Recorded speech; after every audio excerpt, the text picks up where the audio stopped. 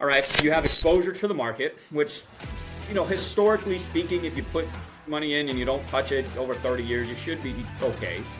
All right, but then the question becomes, is the 401k the ideal distribution vehicle? Because there is a massive difference between playing offense and defense, all right? You can have phenomenal offensive line. You're playing football, right? But then if you take those star athletes on the offensive line and put them on the defensive line, it's going to be chaos. It's going to be an utter disaster because it's a completely different game at that point, right? So we have to realize that there's an accumulation phase and a distribution phase, and that there's specific vehicles that work very well in those different phases. 401k's, tax qualified plan, stock market, whatever, good for accumulation. Horrible, absolutely horrible for distribution. What's good for distribution? Well, I can't think of anything better than annuities. When you set it up right, you do things correctly, you could create the same amount of income that you would from a 4% withdrawal rate with like half the money. Maybe a little bit more, but my point is you would be so much more efficient. And one of the things, I did a video on this not too long ago, is that if you were to realize that, like, you could get 7-8% withdrawal from, or 7-8% income rate from an annuity versus a 4% withdrawal rate. Well, what you could do is whatever income you were going to create with that 4% rule, create that with the annuity, and then whatever's left over, you could just keep in the market, let it roll for another 5-10 years until you need a raise, and then do another annuity. Why do we do that? Because annuities are phenomenal at distribution. They're not very good accumulation vehicles. So when I see people selling like the upside potential, downside protection of the market, and which it can be okay for, it's just people have the wrong mindset around that. Is we're not using annuities to build wealth. Okay, we're using annuities for the income. We don't buy an annuity for what it might do. We buy an annuity for what it will do, what it's guaranteed to do, what it's best at, which is creating income, right? So it's like, Jeff, when I started to think about these things and I started doing my research, started putting the pieces of the puzzle together, I thought to myself, like, this seems like common sense to me. This doesn't seem very complicated. We use accumulation vehicles for accumulation. We use distribution vehicles for distribution. 401k for accumulation, annuities for distribution. And then we have our whole life insurance as our foundation, which is phenomenal for retirement as well. Great volatility buffer, great long-term care protection. You could get your dividends paid in cash for supplemental retirement income if you want. You have your death benefit, massive legacy play. So it actually gives you permission to spend. As Tom Wall said, it's the name of his book, right? When you have those things in place, you can actually spend your assets more freely to live the life that you want, because you know everything's already going to be replenished when you pass away because you have the death benefit. You don't have to worry about your spouse being taken care of and whether or not you're going to be able to pass enough assets off to him or her. You have the death benefit. You have guaranteed income for life. Is your 401k going to give you a 7% withdrawal rate guaranteed for life? Nope. No. And God forbid that you reach retirement and we hit a nasty downturn in the market and you're taking withdrawals from that. You don't have a volatility buffer. You don't have that guaranteed income. Good luck. That's all I can say. I hope that works out for you, but a lot of the times it doesn't. And like you said, Jeff, I think it puts it perfect. Those are the major gaps in people's plans. It's in their blind spot because they're blindly following people like Dave Ramsey, or pick your favorite financial guru, and not asking these questions. Another question to ask would be, where are the gaps in my plan right now that I need to fill? And what is the best asset for that? Two other thoughts is listening to the gurus. And we kind of alluded to this at the beginning of the conversation, but there's a lot of things. There's actually a book that David McKnight wrote, I think it came out in December, called The Guru Gap. Yep. And it talks about this specific thing, that when we're listening to the wrong people and we're trying to follow a guru's advice, and that guru's advice is really good until it's no longer good. Because I've had clients where they're at the stage of life, they're in retirement, they've done everything in the market, they've done everything by the book, they were just maybe not following the right book, because now there's gaps in the plan. And that's the guru gap. They were listening to their guru, even their local guru, their local financial advisor, their fiduciary. They were listening to that guru, and that you don't need life insurance. You don't need long-term care insurance. And the reason for that, Matt, is because you've been investing so much money in the market so diligently for the last 30 years of your working career. You've got this massive pile of money, And good news, it's going to solve all of your problems. It will serve as your long-term care. It's going to serve as your income in retirement. It's going to serve as your death benefit. It's going to serve as your legacy play. It's the ultimate one size fits all. It's going to do everything you need. It's the most efficient way to do it. Right. And that is one of the biggest things that I see, because when you then get with a client that's at that stage of life where they're dependent upon income and they've been practicing accumulation for 40 years, and now all of a sudden they have to change their habits and their thinking and their emotions to, wait a minute, I want to keep putting more money away. I don't want to touch my money because that's what I've been doing for 40 years. And now it's like, no, we need to turn on the faucet. We've been filling the sink. We've been filling the bathtub. Now it's time to turn on the faucet. You need cash flow. We're going to produce cash flow. You get to actually enjoy your life now. And they're like, no, I can't do that. And that's a big problem. Both of those are that we're relying on the market to solve all of our problems, but leaving gaps in our plan. And then we're not practicing what we need in retirement until we get to retirement. I mean, if you talk about any sport, golf, they're practicing the putts, they're practicing the drives. You talk about basketball, they're practicing free throws, they're doing that stuff. I mean, even the greats, Michael Jordan, Kobe Bryant, they'd shoot 1,000 free throws every day at practice. Like, they're doing the thing that they're going to be doing all the time, but not in retirement, Matt. That's the only exception on planet Earth. You don't have to practice it. You can wait until you get into the game and then figure out how to swing the bat. It doesn't make any sense, but that's what the gurus tell us we can do, is you spend all of your life scrimping and sacrificing and delaying, put your money away, and then when it comes to retirement, we're going to give you the most inefficient vehicle for cash flow to give you your cash flow. But don't worry, because that most inefficient vehicle is also going to double as your long-term care. It's going to double as your death benefit, your legacy play, but it's all going to work out fine. Don't worry about a thing. And that is a major problem, because there's gaps in that plan that annuities, that whole life insurance can fill and make your investments much more efficient. Sometimes upwards of almost double the efficiency out of your investments when you have the tools that the guru is telling you you should not have, because they're a scam and they're just making an agent like us super wealthy with all their outrageous fees and commissions. So all that stuff is so far from the truth. And that's where you have to, as we always say, ask the questions, do your research, because there's a lot of things with a traditional way of thinking about money that just don't add up. Yeah, 100%. Well said. A couple things on that, particularly like regarding the gurus and stuff. Like, obviously, like when I think of Dave Ramsey, for example, he provides really good information when it comes to getting your life back on track. I would still do things a little bit differently, but he certainly provides a really good place to get started, getting your finances in order. But when it comes to investment advice, he's awful, in my opinion.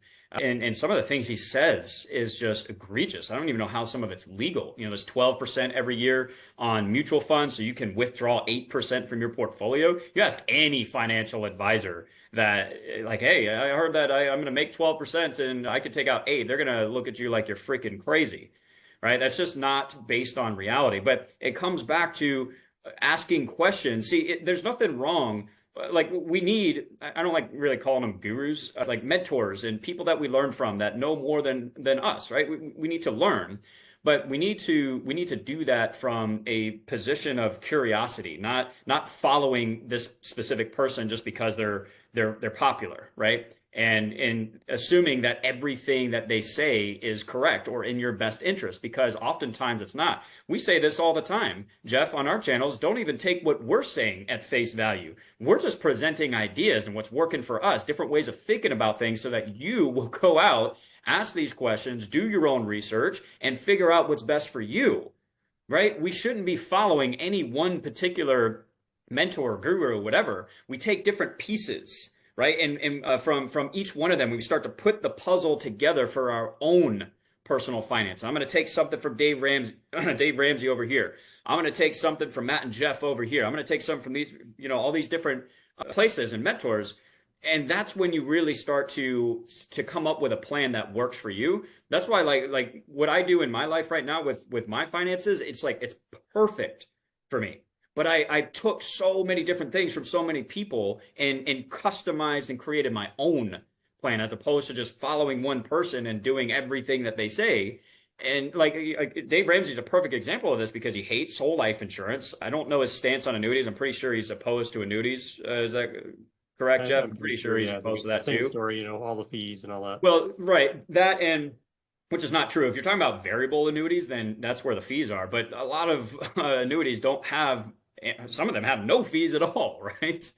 And like when you hear that, and he probably wouldn't be for annuities because he truly believes for some reason that you're going to get 12% every year in the market and you could take out 8. So why would you use an annuity? But the problem is with that is that whole life insurance and annuities are phenomenal for retirement. And here's the argument is that, like a 401k, you were talking about this earlier, is people are taught the accumulation part of the game, right? 401k is a good accumulation vehicle. You have the tax, arguably the tax advantages is what we'll call it for now, right? Because you have your deductions when you put them in, right? So I'll end it with that. Any thoughts on that? You're on mute. Yep. Yeah, I want to put a couple numbers to this because you brought up some really good points. And the last annuity that we wrote, it was just under 200,000. It was about 195,000 that the client put in. It was giving them, I think, just under 16,000 a year of income, like 5,000 or 15,800 or something like that. So that's roughly about like 8%. That's 8%. 8%. So to get 16,000 out of your investment account, you do 16,000 divided by 4%. That's $400,000 to give you the safe withdrawal rate, which we talked about in other videos. But that is when you do actuarial science and you do, I'm blanking on the word. What's the word I'm looking for Monte Carlo simulations? When you do Monte Carlo simulations on taking various market ups and downs and running maybe hundreds of different scenarios or thousands of scenarios, what percentage chance do I have of not running out of money? So the 4% rule is there because in most Monte Carlo situations, you have a 95% or greater chance of not running out of money. You're going to be good if you pull 4% every single year during the down years or in the up years. You should be able to make it through a 30-year retirement. So that's why we say 4% is because there's actual math, actual data behind that reason. So in order to get 16,000 out of an account that's tied to the markets, you'd need $400,000 of principal in order to pull that. So right there, like you said, Matt, it's about 50%. It was actually a little bit less than 50% in this exact example. 195. And it's not guaranteed. It's not guaranteed for life either. Exactly. And the annuity is there's a contractual guarantee with the annuity that the life insurance company will pay that out every single year until she passes away. And so that is a powerful thing because she knows for a fact there's certainty that comes with that number. She knows that money's coming in, and that's the whole part of a portfolio is having enough of the percentage that's right for you and your risk tolerance and your goals that's fixed income, that the money's coming in with clockwork to cover your living and lifestyle. And some people are at a point that they can actually have enough money coming in above and beyond that they are guaranteed to be able to travel every year. They're guaranteed to be able to do the things that they want to do to enjoy life. Maybe they're guaranteed to drive a Mustang convertible because they've always wanted to. Like they're guaranteed to do it because the cash flow is coming in literally every single month or every single year, however you have it set up, to do what you want it to do. And there's no other, it's just like in the olden days, it was the pension. It was the greatest thing on planet Earth. And there's really not that too much that exists in our day and age now. But it can the principles can be there with the annuity. Now, yes, you're giving up the capital, but you're not like giving up 100% of your assets to an annuity. You're doing a portion of it, 30, 40, 50%, whatever that number is right for you, that you're putting over to that for in exchange the guaranteed cash flow. Because if you outlive your normal retirement age or even outlive your normal life expectancy and you're guaranteed that money, that's a lot better than, oh crap, my investment account ran out because I wasn't planning on living longer. Right. There's a lot of people that. Yeah, go ahead. Yeah, there's just a lot of people that live longer. I'm thinking back to my great grandmother. She lived to 105. She was near death at home. They took her to a nursing home, expected her to go in like a matter of months. She lived 16 freaking years in a nursing home to 105. But she was on obviously governmental assistance. It wasn't like she funded herself, but if you have a plan in place that is for the intangible things that you can't foresee, like what happens if you outlived your money? Are you still taken care of? Well, with a plan like this and an annuity, you check that box. Yep, I'm good. I don't have to worry about it. I don't have to go back to work at 80 years old and try to come up with an inflation adjusted amount of income that's way more than it was when I was actually working before I retired the first time. Like those are all things that you can plan for. So what was your thoughts, Matt? Yeah, there's just one point I wanted to make on what you said about like moving money in from like your portfolio or whatever into, an annuity and you don't have access to it anymore. But here's the question is why did you acquire everything in the portfolio in the first place? Well, it was to create income, was it not? Like we can be rich on paper, but if it doesn't pay our bills, what's the point, right? So if the point of the 401k or tax qualified plans, portfolio, whatever, is so that we have enough money in retirement, that means we're going to have to sell off our assets to create income. That's the point of the assets. Okay, so if the point is to create income, not hold on to these assets for as long as I can, the point is to actually pay my bills and live my life and travel and all this stuff. We need income for that. Well, what's the best income vehicle to do that? Not a 401k. So move it's annuities. So moving the money from the portfolio to the annuity to create the income that you need. Well, you're already going to be creating income from the portfolio. Why not create the most amount of income in the most efficient way possible that's guaranteed for life? Why on earth would you not at least consider that? And because it's so efficient and you're going to get the same amount of income with half the money, you can, because some people like being in the market, or they like following it, whatever. Well, you can keep some of your money in the market. Like Jeff said, you don't have to move all your money into the annuity, but it's that paradigm shift, man. It's like, okay, well, the point of this is to create retirement income. So why wouldn't I use something that's going to create the most amount of income for me? It's one of those things that was just kind of common sense when I asked that question and started going down that rabbit hole. It's like, well, why aren't we taught this? This is pretty basic stuff. And I think, we've talked about this, like having that in your plan during the accumulation phase, as opposed to being thrown in the game without any training whatsoever. You practice it, you study it first, so that when you're ready to hit retirement, when you're ready to get into that game, you're set, man. You're ready. You've got your game plan in place. You know exactly what you're going to do. There's no stress, no worries, no nothing. And you get guaranteed income for life. I don't know why anybody would not at least consider that. So, yeah. Well, it makes me think I was having a conversation earlier with another Life 180 agent that and we were talking about like annuities and, if investments hit and, he came into a lot of money in the next couple of years, like what could you do with an annuity? And it made me think I've heard, I can't remember which professional football player it is, but it was a fairly prominent one that, got a massive contract and they were interviewed by like Forbes or somebody they're like, how did you manage your money? And they're like, I just went out and bought a bunch of annuities with most of my money or, a percentage of my money. They're like, it's clockwork money. I don't have to forfeit my principal. I don't have to worry about running out. That money's going to be working for me the rest of my life. I can do other investments and do other things with the other portion of my money that I didn't put in the annuity. But I've several times over taken care of my income. It's coming in every month. If I have a surplus, I can grow it after, a couple of years and I can go put that into something else. You've got options. And so they're already thinking that way at, probably less than 30 years old. They're churning out annuities to take care of themselves after they're done playing professional sports because they know they're not going to do that forever. And they're being really smart about that because they're knowing that they're putting money efficiently into something that's going to give them income. And that's what they need is just income. And so that's just a great point. I was going to go back to the example that I gave of this client that, we put 195 in the annuity. We would have had to use 400,000 to get the same amount of cash flow. So if I could take 400,000 and I take 195 of that and put it into annuity, that means I've got 205,000 left to keep in the markets. Yep. Well, if we're getting a 7% rate of return, we know about every 10 years, based on the rule of 72, we're going to double our money. So in 10 more years, my 205 is going to be 410. I could do another annuity at that point with my growth, keep my 205. Now I've got $32,000 of income coming in. I've still got 200,000 that I can still play in the market. It's going to grow in another 10 years, double it roughly. I could keep playing that game. And by the time you got to retirement, maybe you're already close. Maybe you only got a decade or two left, but that's what you can do. You can play in both worlds. You can use the best instruments for growth and get the growth, and you can have the best instruments and the most efficient instruments for cash flow, producing cash flow. This isn't an either or you have to pick one and you're only on the 401k camp or the annuity camp.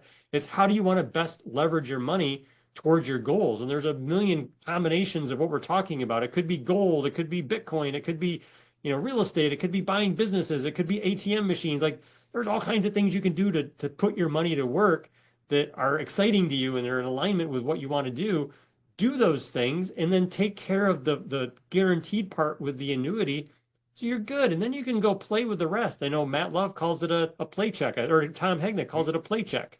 You got your paycheck and your play check. So those come in from annuities because they're so efficient and they can meet that need. And then you can go grow your money however else you want to, because you're much more certain. You can maybe take a little bit more risk with that other amount. In this case, $205,000. You could take a little bit more risk. Maybe you could push that maybe more towards 8 or 9% in the markets instead of 6 or 7, because you've got the checkbox covered of your income in retirement. You don't have to worry about it. So then maybe I've got more growth to play with, and I can maybe swing for the fences in a Bitcoin investment or something like that. And if it goes belly up, oh well, I'm still covered, in my bases, and I'm good. So those are kind of my final thoughts. Any closing thoughts you have, Matt, on this whole thing? I think we've covered a lot. This stuff isn't rocket science, guys. You just got to start asking the right questions, man. Like, I'm not like some massive financial guru. I don't think like I know some secret that other people don't. Like this stuff is available. All you got to do is have some intention. Bring some intentionality back into your personal finances here. Just start asking some questions. Start finding those gaps. And identifying and researching these different tools that you can use to plug those gaps and watch your personal finances blossom. Of course, always focus on increasing income as well, but just start questioning things, man. That's what I would wrap up with. It just comes down to asking the right questions and making sure that we're doing what's best for us based on our specific goals. Yep, perfectly said. Yeah, good stuff, man. Yeah, I don't think I have any other closing thoughts other than make sure you're tuned into Matt's channel, Millennial Wealth Creator. He's got lots of great content over there talking about his journey and all the things he's doing with infinite banking and private money lending and anything else that you come up with that seems like a great asset to use. So make sure you're subscribed to his channel, and make sure you're subscribed to mine as well if you haven't already done so, and click the notification bell so you know when we're coming out with more content like this. So thanks for joining me tonight, Matt. Always fun to chat this stuff with you, man. And we'll catch you guys later. Take care, everybody. All right, man. See you next. What's up, my fellow wealth creator? Thank you so much for checking out this clip from the Millennial Wealth Creator podcast. If you'd like to watch the full podcast, there will be a link down below in the description. Make sure to also check out the additional tools, training, resources that I have in the description as well, just to help you along your journey. Thanks again for checking out the clip, and we'll see you in the next one.